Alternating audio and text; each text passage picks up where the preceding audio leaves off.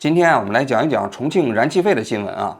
不久前有很多重庆的网友就发现自己家的这个燃气费开始大幅上涨。按道理来讲，一般冬季的时候是一个采暖比较高峰的时期这燃气费的使用量会比较增加。但是每年到4月份的时候这个燃气费就会下降。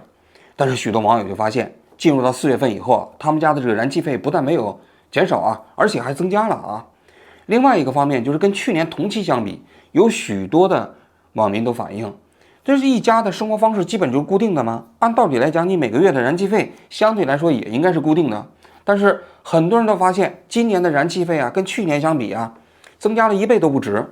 所以很多人就把这个怀疑的焦点聚焦到哪儿呢？聚焦到重庆市这新更换的燃气表上。去年的1月到9月，那里7度，那里只度80方量。但是我去年9月28换了个新表，到昨天我看了4月26， 6个月零8天就有83方量了。6个月跟9个月两个，那个气表有问题因为重庆市燃气公司在最近一段时间就大规模的给这市民换表你想这换表，一个表几百块钱，这个燃气公司特别热情，天天给这个市民打电话，推荐他们换表，换表还不让市民自己花钱。你想想，一般的这个公司会主动给你花几百块钱免费换表吗？这一听就有点像黄鼠狼给鸡拜年。我妹妹他们屋头最近换了个燃气表，每个月的燃气费，她说的是比之前多了好几十块钱。我看到网上还有些是成倍的增长，之前1个月都几十100来块钱，换了那个表之后变成2-3倍了。很多业主晒过的缴费记录，很明显比之前高了很多，有的甚至是涨了4倍。好像那个现象确实是大面积的在出现。我看好多评论都说个人屋头的燃气费变高了，那个燃气费是啷个多出来的？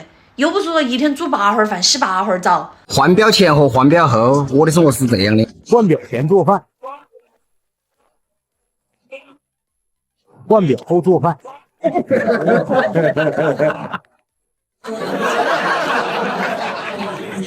换表前洗澡，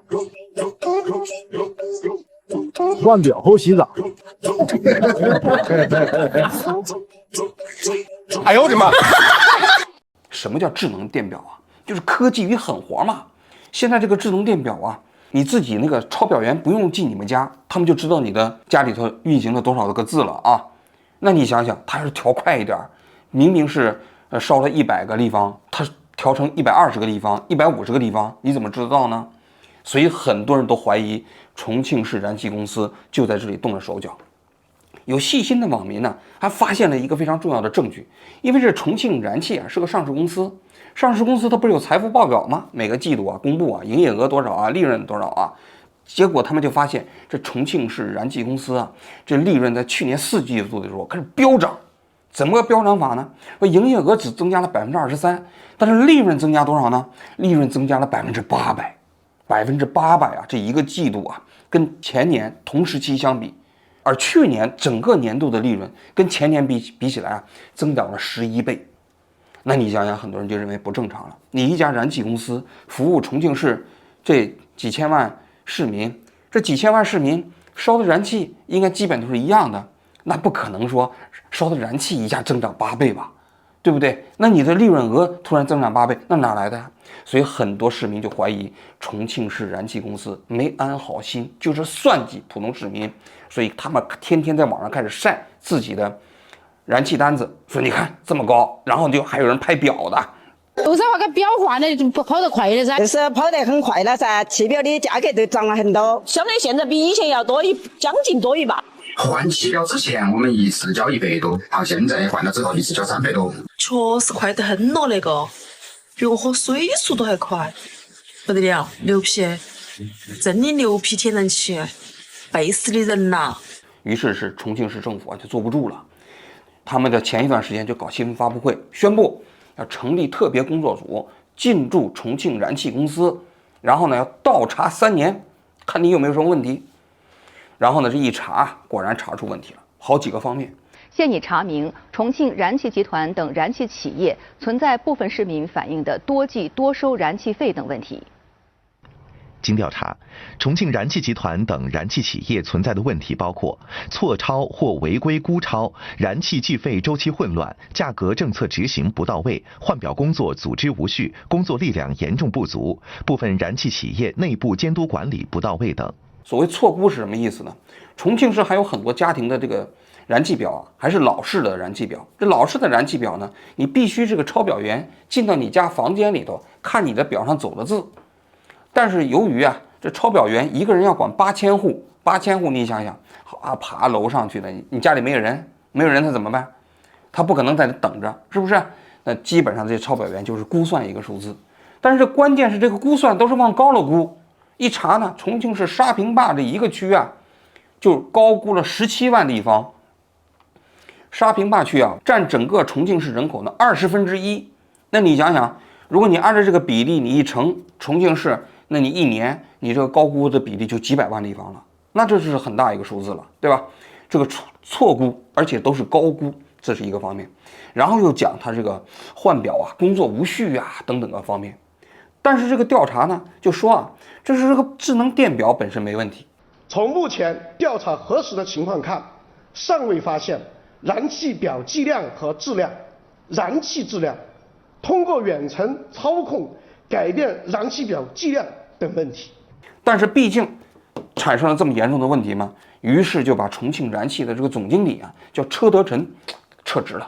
重庆燃气集团上级机构已决定免去车德成重庆燃气集团党委书记、总经理职务，并提请股东大会免去其董事长职务。这个结果公布之后啊，全国各地许多其他的网友也在纷纷的就在讲，你看果然查出问题了，这一查可不得了，很多地方都有相似的问题。这是成都有一个编剧嘛，叫李亚玲，这李亚玲在国内还挺有名的啊，早年还是做记者出身的啊。那他就说了，他说他其实春节期间，就今年冬天有2个月在海南待的，结果他们自己家里的燃气的表呢走了500多个字。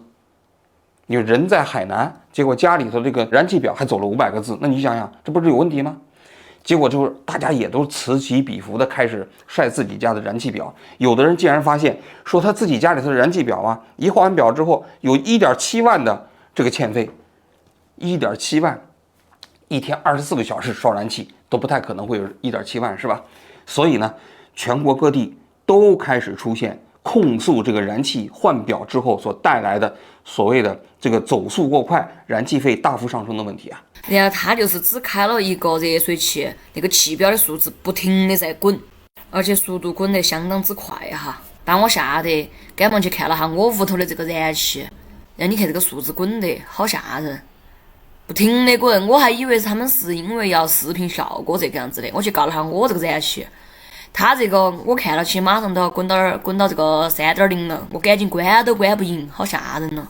所以现在很多地方政府也在查，比如说南京市就开始公布了，南京市公布的很有意思，说你有问题给我们这个什么几几9打电话啊，我们给你解释啊。其实解释也等于没解释了。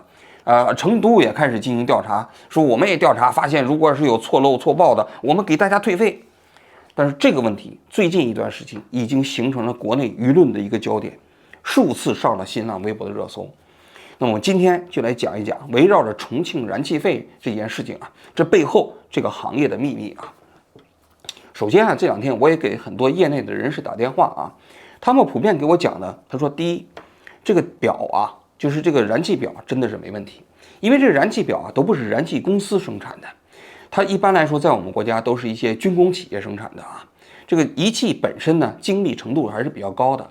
再一个，这燃气表的生产企业是不会为燃气公司生产这个缺斤短两的表的，因为这个法律风险太高了。他是一个卖表的，他何必要这么做呢？对吧？但是这里头有一个猫腻，什么猫腻呢？就是你这个燃气公司生产的这个表啊，它走的这个进度啊，是根据燃气公司给它提供的管道里头这个煤气啊、天然气啊，它的浓度和这个压强的数值来生产的。那这里就有个问题了，那你生产表的时候，这肯定是一个标准数值，但你平时在运行过程中，这管道里头这个天然气啊，它的压强啊和浓度啊，是不是燃气公司给这些表厂提供的那个浓度呢？标准浓度呢？那就不知道了。如果是浓度和压强不一样啊，那这个表就有可能走得不准，这是客观存在的啊，这是关于表的问题。所以你要查表，你就是把这表拆下来，你就去检测也不会有问题。为什么？因为你检测的时候一定用的是标准浓度嘛。你标准浓度一走，那这表肯定就是一个正常的走速嘛。但是实际上你管道里头那个煤气里头到底是有没有问题呢？那只有煤气公司自己知道。对于这个消费者来说，消费者是完全不清楚的嘛，对吧？所以这是关于表的问题啊。但是消费者现在的感受就是，同样的生活方式，现在你的煤气费大幅飙涨了嘛？那问题到底在哪儿呢？我这2天我也看了很多文章，我也跟业内人士聊啊。那么现在主要分析有2种情况，那么这2种情况，我觉得其实是分析的有一定的道理。一个是业内人士都分析，这里头大概率是掺混了。掺混什么意思？掺混就是往天然气管道里头掺其他的东西。这掺混呢有2种掺的方法，一种就直接掺空气，就是你天然气啊，你比如说我是100立方，我掺10个立方的空气，掺进10个立方的空气呢，就混进去了有氮气啊、氧气啊。但大家都知道啊，你要混进去氧气太多，那个有可能爆炸啊。你前一段时间那个燕郊那不就爆炸了吗？但是燕郊那爆炸到底是不是这个原因，咱们也不知道啊。但是你掺的浓度如果是低于一定的数值，它是不会爆炸的。但是关键是你空气里头你掺的有氮气啊，那这个氮气你就使得你这个整个天然气管道里头燃气啊的热值降低了。本来你这个1立方的热值，比如说是8000焦耳啊，大卡啊，但是现在呢，你掺进去10%，那不就变成7000了吗？那你同样做饭，你同样要消耗等量的热值的话，你就要增加你的消耗量，这是一种可能性啊。这个可能性有一个很重要的证据是什么呢？你就看那些火苗，因为正常的天然气它的火苗啊都是天空蓝，就是纯蓝色，没有其他的东西。但是现在很多网民拍摄自己家里头那个燃气啊，发现都是黄色的火焰。那黄色的火焰说明什么？就是它的燃值低了，里头有杂质。这是一种分析方式啊，所以它也有证据啊。第二种就是说掺混呢，不一定说是掺空气。我看到网上有一个叫什么听海还是阿海杂谈呢，这个人是在抖音上有账号啊，他是一个业界干了20年的人。他说这个掺混呢，不是掺的空气，掺的是什么呢？他说掺的是甲醇。消费者把这个叫科技与狠活，但是我们圈内的人把它昵称为秘密配方。大家系好安全带，我现场实操展示燃料作假的过程和原理。我左手拿的就是能和绝大多数燃料百搭融合的甲醇，浓度99.99%，通过脱水反应就生成了万恶的2甲醚。右手是一瓶娃哈哈纯净水，我自罚3杯打个样。接下来我把纯净水掺在甲醇燃料里边，大家猜一猜会影响它的燃烧吗？话不多说，直接看看，浓度从4个9变成了65%。先倒出来点火实验，配方满分。别划走，这只是开胃小菜，等我连接造句就会让你明白为什么某些燃气燃料不耐烧用得快了。这个软趴趴的状态能炒菜吗？答案是不能。我要是借用了自然力量会发生什么？别眨眼睛，仔细看有风和无风时的区别。刚才还蔫不拉几的火苗，遇到风的助力，马上像喝了5味地黄丸一般威猛无比。这就是火借风势的原理。举一反三，如果有人给热值不够的天然气使用人工加压，会不会有同样的效果呢？燃料掺假，避免不了热值降低、分子不稳定的后遗症。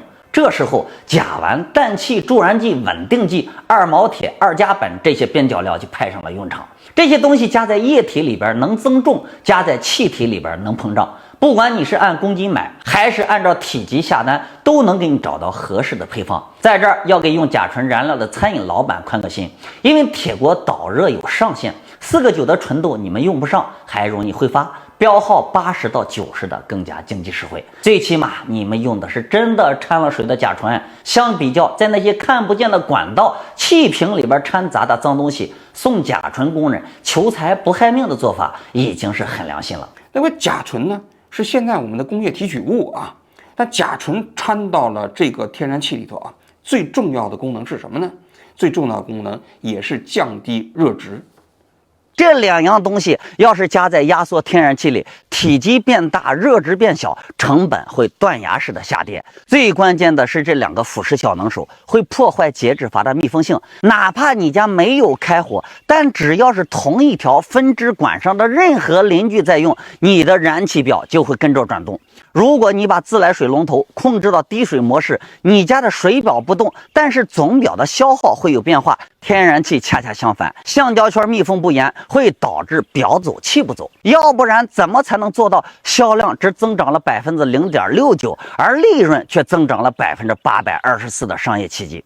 他因为是这个天然气行业工作了20年，他说他的这个分析啊，他认为是非常有道理的。我看完之后呢，我也觉得也挺有道理的啊。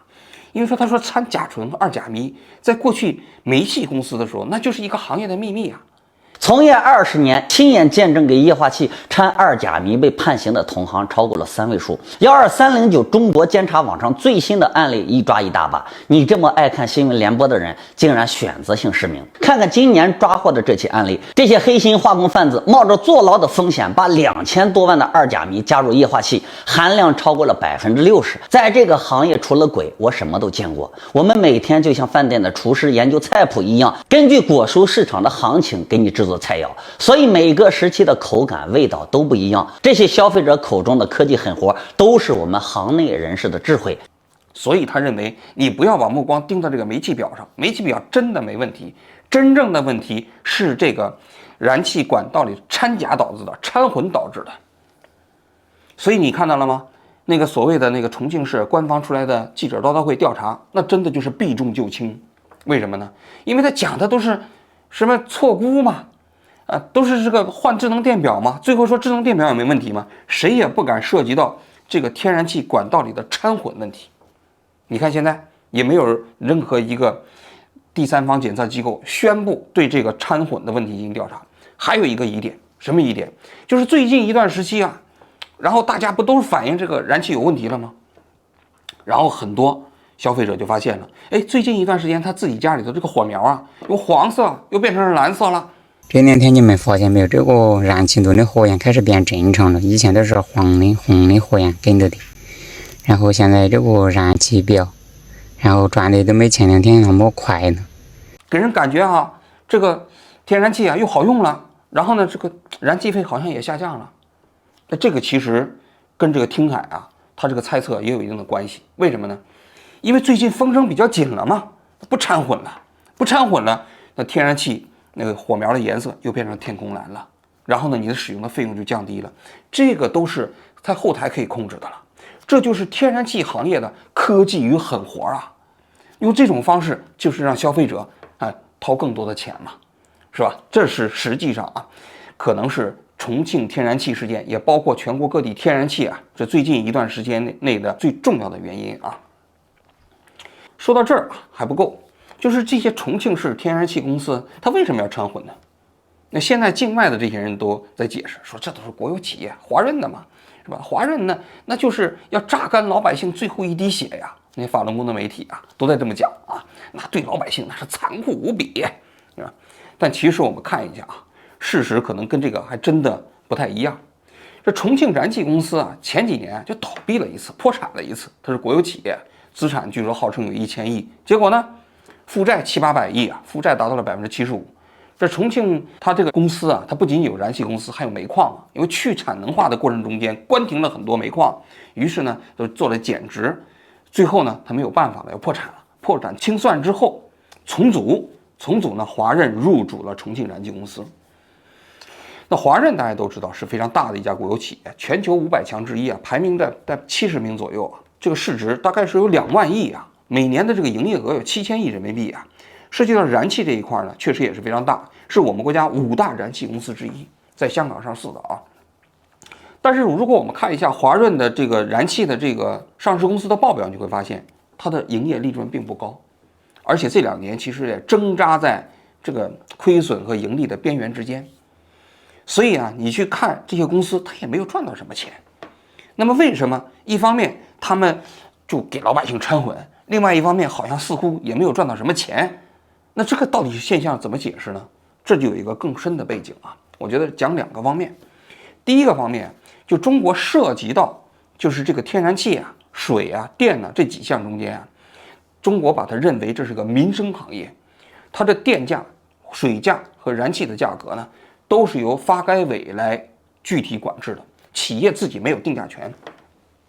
这企业没有定价权呢，因为涉及到民生嘛，这价格也不能随便涨，所以你可以看到中国的电价、水价、居民呢，我说啊，也包括天然气的价格，在全世界范围内确实属于便宜的。那么这是中国政府这么一个理论嘛，涉及老百姓的民生，不能随便乱涨价。但问题是，你对于天然气行业来说呢，它有一个非常重要的变化，燃气公司其实只是一个卖的销售企业，它是从上面的两桶油。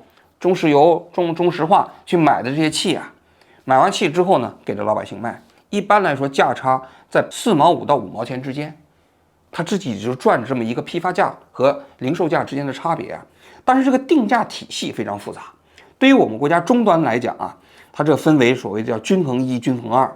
所谓均衡一、均衡二，均衡一指的是居民用气的价格，居民用气的价格就定价非常便宜，因为它这个气的来源啊，就是国内产的这个本土的气，以及境外运过来的管道的气，成本比较低嘛，所以叫均衡一，优先供给居民，居民的价格比较便宜。然后呢，就是一些商业用气，或者是阶梯的过程中用的比较高的，这均衡二，甚至是商业用气啊。这个就逻辑跟我们国家的电价是一样的，采用的叫以商补民。但是这个所谓的燃气的定价体系非常复杂啊。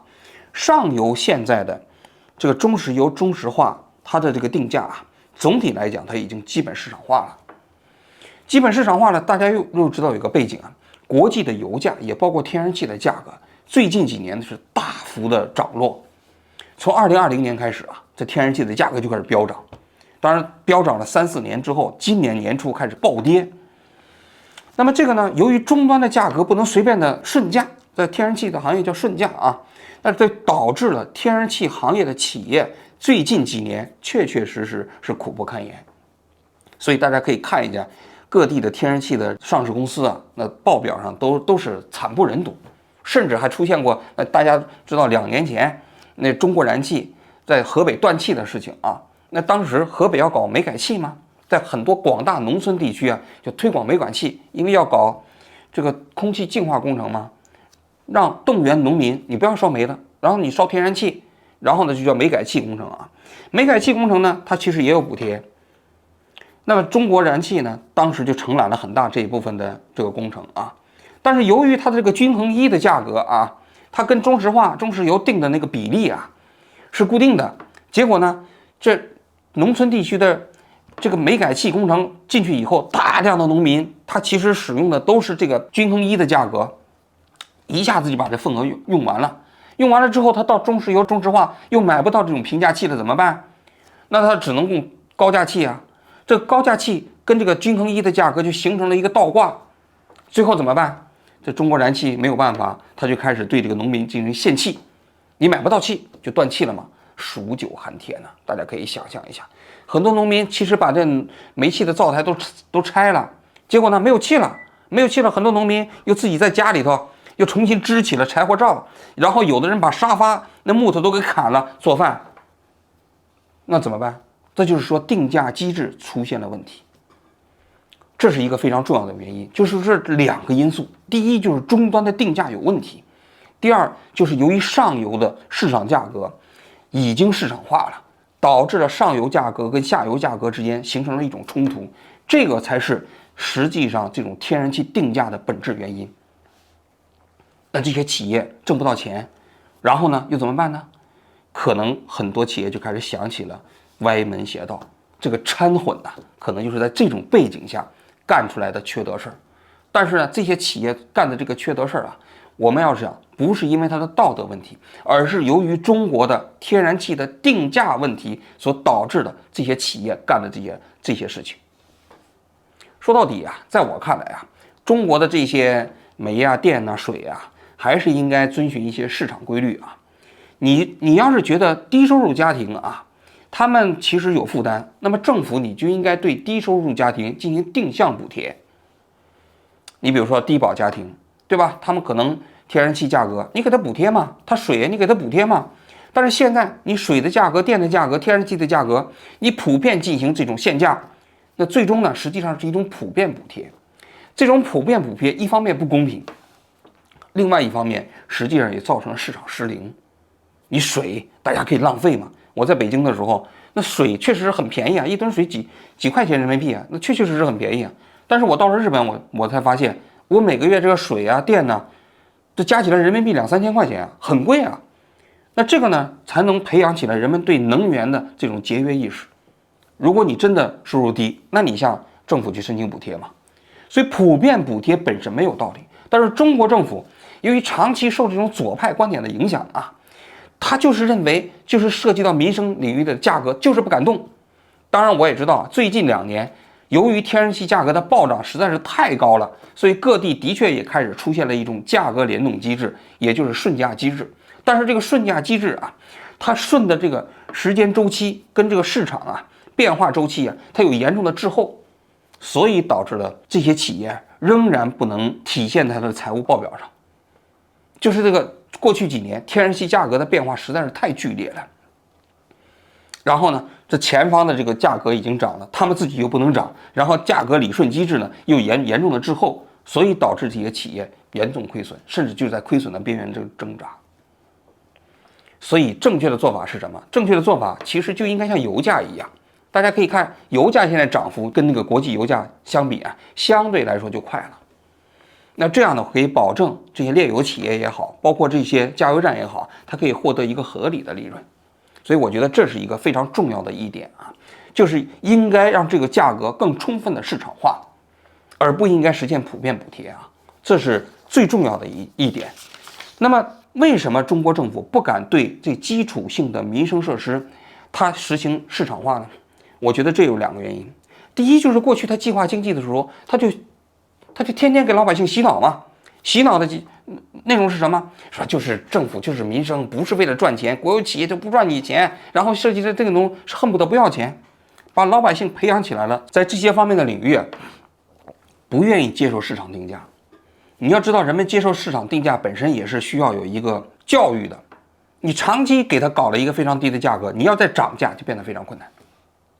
所以你每个地方要涨这些价格的时候要搞听证会嘛，那听证会的过程中老百姓能愿意吗？所以就搞假听证会嘛，搞一些专家过来说，哎呀那不得不涨啊，就互相骗人，就搞这种形式主义的东西啊，这是一方面的理由。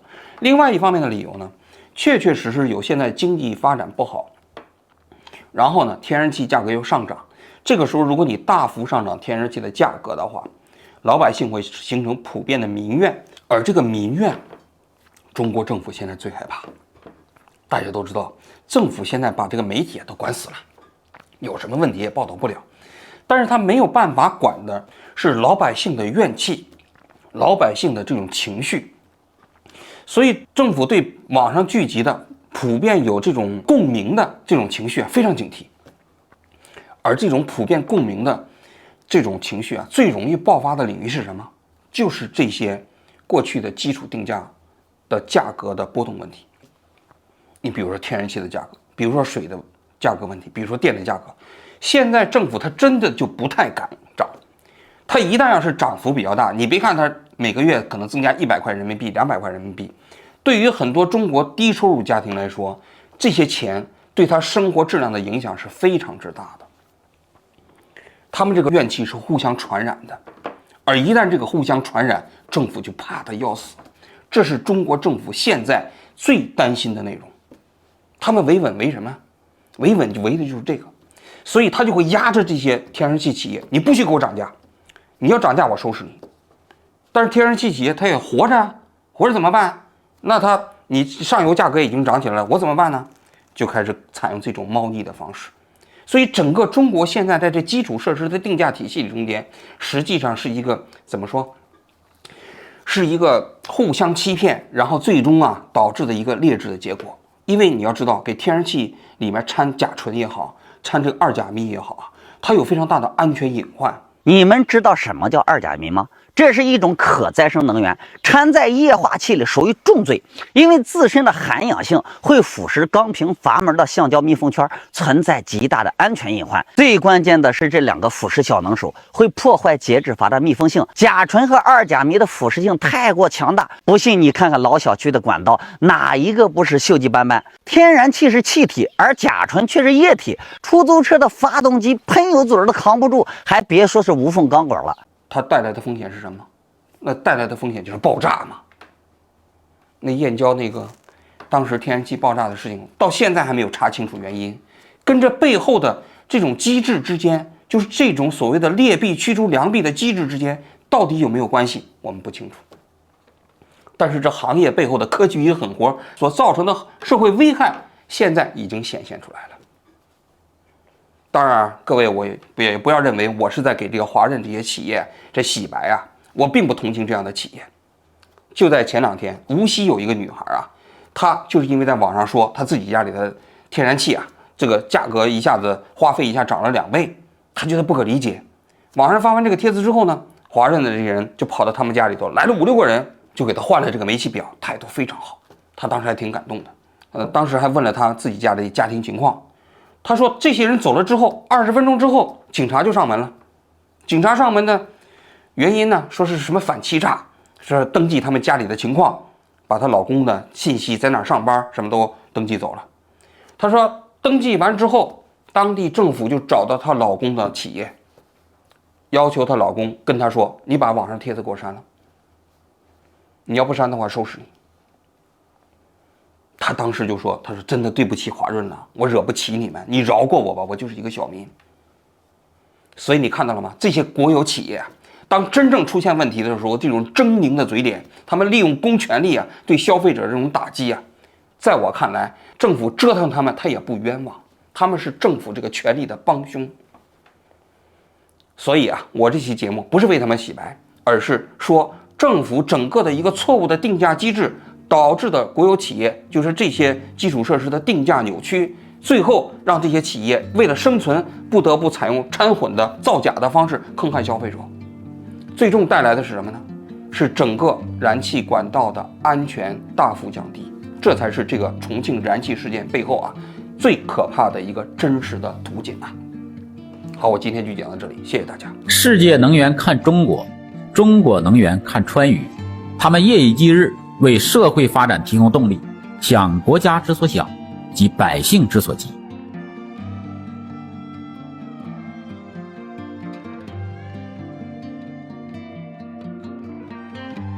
在内需乏力的当下，他们通过技术创新，让业绩一路飘红。2023年，在销量同比增长 0.69% 的基础上，却创造了营收增长 17%。净利润增长 28% 的中国奇迹。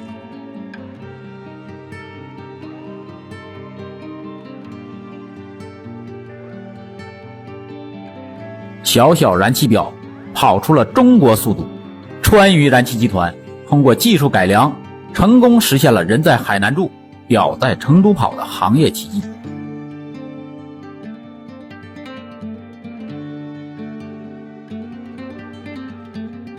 并且还坚守了只谋财不害命的道德底线。中国能源用3代人践行了辛苦我一个，幸福千万家的道德风尚。